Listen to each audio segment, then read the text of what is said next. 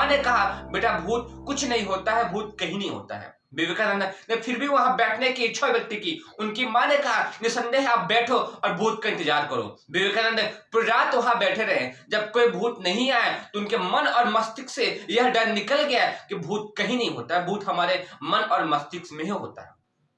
कहने का तात्पर्य यह है, छोटे से बच्चे को आप यह न समझे कि वह अभी से किसी बात को नहीं समझ रहा है। वह छोटा सा बालक आपकी हर बात को, आपकी हर कहानी को, आपके हर शब्द को, आपके बताए हुए हर विचारों को मन और मस्तिष्क में बहुत ही गहराई से बैठा रहा है। जब विवेकानंद पूरी रात बैठे रहे, वो समझ गए भूत कहीं नहीं है, तो उनके मन और मस्तिष्क से वो भूतों का डर निकल गया।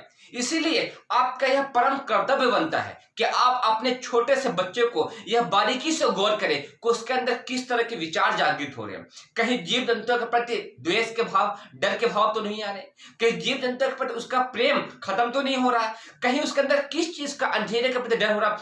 क्यों उसको आप समझाएं कि अंधेरे से डर क्यों, सांप बिच्छू से डर क्यों। यदि आप उसको छोटी छोटी बातें शुरुआत से ही समझाएंगे तो बच्चा साहसी बनेगा। जब माँ अपने बच्चे को स्तनपान कराए तो वह यह भी विचार रखे हमारा बच्चा महर्षि कराद, महासुश्रुत, महर्षि चरक, वाल्मीकि, वशिष्ठ, विश्वामित्र स्तर का बन रहा है, सुखदेव, वेदव्यास स्तर का बन रहा है, चाणक्य, विवेकानंद, भगत सिंह, सुखदेव स्तर का बन रहा है, राणा सांगा, महाराणा प्रताप, गुरु नानक स्तर का बन रहा है। उसके अंदर उस शक्तियों का मन ही मन विचार करके उसको शक्तियां दे। यह भाव करें कि जो स्तन से दूध उसके मन और शरीर पर जा रहा है, उसके शरीर और मस्तिष्क का बहुत ही उच्च स्तरीय भाव प्रकट हो रहा है। यह मन ही मन विचार करती रहे। इतना ही नहीं, जहां छोटा बच्चा रहता है घर के चारों तरफ महापुरुषों की फोटो लगाए, महाराणा प्रताप की फोटो लगाए, चंद्रशेखर आजाद की फोटो लगाए, भगत सिंह, सुखदेव की फोटो लगाए, महान क्रांतिकारियों की फोटो लगाए, भगवान राम, लक्ष्मण, भरत की फोटो लगाए।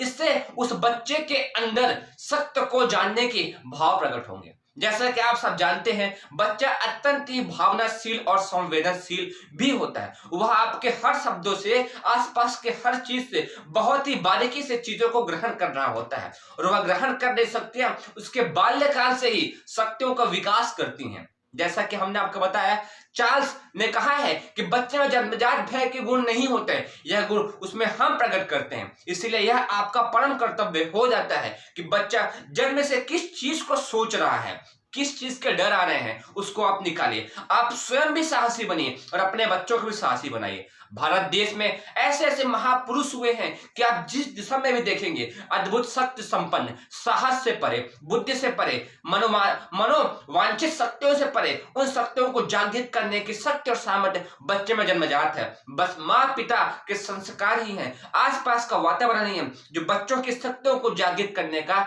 माहौल उत्पन्न करता है। इसीलिए आप यह पूर्ण कोशिश कीजिए, बच्चा जहां पर भी हो रहा है, छोटा सा बच्चा, उसके आसपास का वातावरण, उसके आसपास के लोग, उसके आसपास की फोटोज बहुत ही बारीकी से रखी जानी चाहिए। प्रयोग किया गया कि जब बच्चे के मन और मस्तिष्क में भय के विचार उत्पन्न होते हैं, उस समय उसके शरीर में क्या क्या बदलाव होते हैं, इस विषय पर हम बात करते हैं। एक भेड़िए के बच्चे को लिया गया, उस बच्चे को संतुलित आहार उसके सामने प्रस्तुत किया गया। एक्सरे के माध्यम से यह देखा गया कि बच्चा भोजन कर रहा था, उसके शरीर में क्या क्या क्रियाएं थी। तो यह देखा गया उसकी पाचन शक्ति 100% गतिशील है, उसके शरीर में रक्त का संचार बहुत ही बैलेंसिंग चल रहा है और वह प्रसन्न अवस्था में भोजन कर रहा है। वह भोजन कर ही रहा था भेड़ का बच्चा कि उसके सामने भेड़िया प्रस्तुत कर दिया गया। जैसे भेड़िया प्रस्तुत किया गया, उसके मन और मस्तिष्क में बहुत तेजी से उछलते हुए विचार प्रस्तुत किए गए, देखा गया। इतना ही नहीं, उसकी पाचन शक्ति जो बहुत ही गतिशील अवस्था में थी, जो बहुत ही तीव्र अवस्था में थी, वह न्यूट्रल पड़ गई, धीमी होती गई। क्यों? उसके अंदर मन मस्तिष्क में भय के विचार उत्पन्न हुए। इतना ही नहीं, यह भी प्रयोग में देखा गया कि जब शिशु का बच्चा भोजन कर रहा होता है, उसके मन और मस्तिष्क में किसी प्रकार का डर आता है, उसकी पाचन शक्ति कमजोर हो जाती है। न केवल पाचन शक्ति कमजोर होती, बल्कि भय, क्रोध, चिंता, घबराहट की स्थिति में उसकी जो अंतःस्रावी ग्रंथियां हैं, वह सब भी अनियमित, असंतुलित हो जाती हैं। उनमें अनियमितताएं आ जाती हैं, जिससे शरीर में विकार उत्पन्न होते हैं। इतना ही नहीं, यह तो ही शरीर की स्थितियां, मन और मस्तिष्क में इतना गहरा प्रभाव पड़ता है कि वह बच्चा अपने भाव को व्यक्त करने में असमर्थ हो जाता है। इसीलिए यह परम कर्तव्य बनता है कि जहां छोटा बच्चा हो, वहां भय का, क्रोध का, चिंता का, घबराहट का विचार उत्पन्न नहीं नहीं किया जाए, ऐसी परिस्थितियां उत्पन्न नहीं किया जाए, क्योंकि ऐसे में व्यक्ति के शरीर का विकास तो नहीं होता है,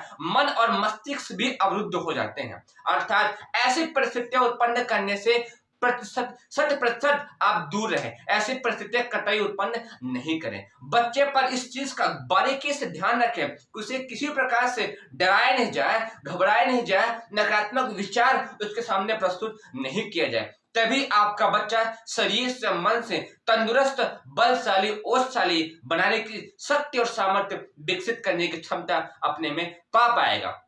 उम्मीद है इस वीडियो को देखने के पश्चात कहानी के माध्यम से आप अपने बच्चे की शक्तियों को विकसित करेंगे, उसके आसपास का वातावरण बलशाली, ओजशाली बनाएंगे। माँ अपने विचारों से उसके मस्तिष्क को प्रखर और ओजस्वी बनाएंगी। पिता अपने कर्तव्यों से उसके आसपास का वातावरण सकारात्मक बनाएंगे। आप सभी को बहुत बहुत धन्यवाद।